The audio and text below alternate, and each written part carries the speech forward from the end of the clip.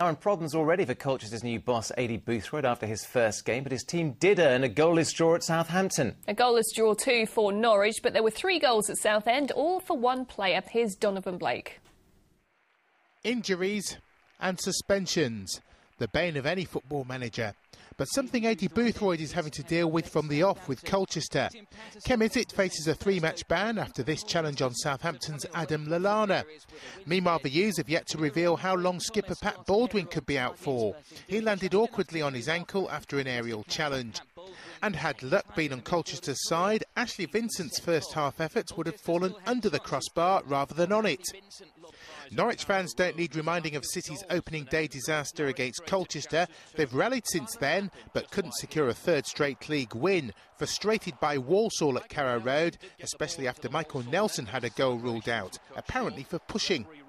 No debate about who Southend's man of the moment is. That's Lee Barnard. 7 goals now following his first league hat-trick to secure the Shrimpers' first league win against Leyton Orient. Donovan Blake, Anglia News.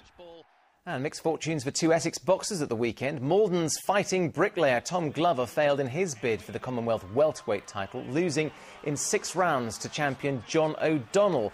But Colchester's Lee Purdy had a better night. He beat Peter McDonough.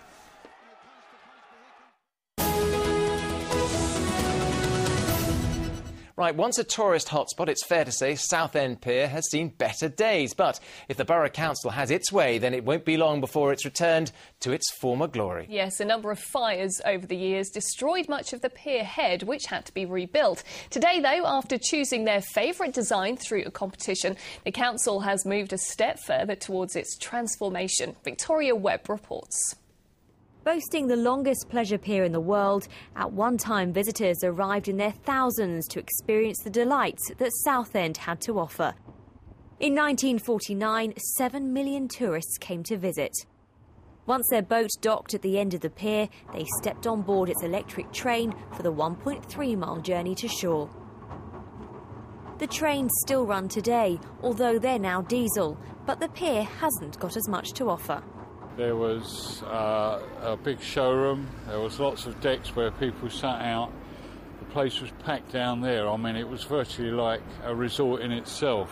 People fishing down there and sitting down there, and there was a theatre, and it was great. It had an atmosphere. There's nothing down there now to entice you out. In 1976, a fire destroyed much of the pier head. Despite rebuilding, it was never the same.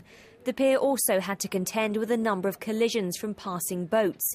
Then in 2005 came another fire, leaving only one of the original buildings.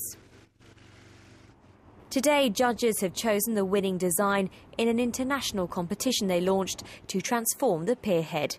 They won't reveal it for a couple of weeks, but they're hopeful of securing a £4 million government grant to turn that design into reality. We want a nice restaurant and a cafeteria out there. We want workshops out there, artist workshops where people can come and work and people can go and watch and see them work, viewing galleries, areas where we can use as a theatre and so on. The jewel in Southend's crown may have become a little tarnished over the years, but if all goes to plan, this iconic landmark will once again become a must-see destination. Victoria Webb, Anglia News, Southend-on-Sea. Lovely day to do the judging, wasn't it? Shame to say, I'm afraid. I've never been to see it, but it looks absolutely lovely. Loads of space as well, lots of things to do on there. Now, next tonight, 2 young children from Cambridgeshire are coming back down to earth after possibly becoming the youngest ever Brits to skydive. Quite incredible. Tom Hayes, who's only 7, and his 8-year-old sister Lucy travelled more than 800 miles to Slovenia to jump 9,000 feet out of a plane. They're actually following in the footsteps of their mum and dad, who've both been skydiving for years. And I went along to their home at Southend near Cambridge to meet this high-flying and free-falling family. Peter and Sarah Hayes are a couple of daredevils, and they're not the only ones in their family developing a love of the extreme. Meet Tom and Lucy, just back from Slovenia, with one amazing holiday video. This is them taking the biggest leap of their lives. I was a bit nervous when the door opened. It was very blurry when you're just getting out of the plane. And then you're just hanging off, and it just is a shock when you start falling.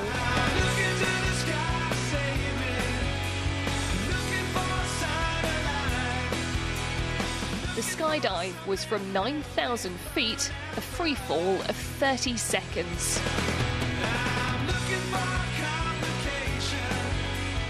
It was really amazing because you were just like falling, you could just look around. I could just see mountains and I could see lake bed and just fields and all sorts, really. They're taking after their skydiving parents. Peter has been jumping for 30 years. In fact, he met Sarah while in midair. How on earth did it feel seeing your children jump out of an aeroplane? Absolutely fantastic. I was not concerned at all about the safety element of it or worried that they might get hurt. I'm far more worried if they have to cross the road on the way to school. And the most important thing on that particular day was that both the children were 100% nagging us to do it. First day back at school, and they were given these by their head teacher, better than any violin or piano certificate. And at just 7 and 8, their dad believes they're the youngest ever Brits to have done it. One of my friends didn't believe me, and all the others were just really amazed, and they wanted to come to Slovenia next time because they thought we were going to do it again. So how would you feel if they want to go and do it again? I have little doubt they will want to go and do it again. I think they have the bug now. And if that's what they want to do, all I can say is go for it, stay safe and have fun. To jump out of a plane here in Britain, they're going to have to wait until they're 16. And then, well, the sky really is the limit.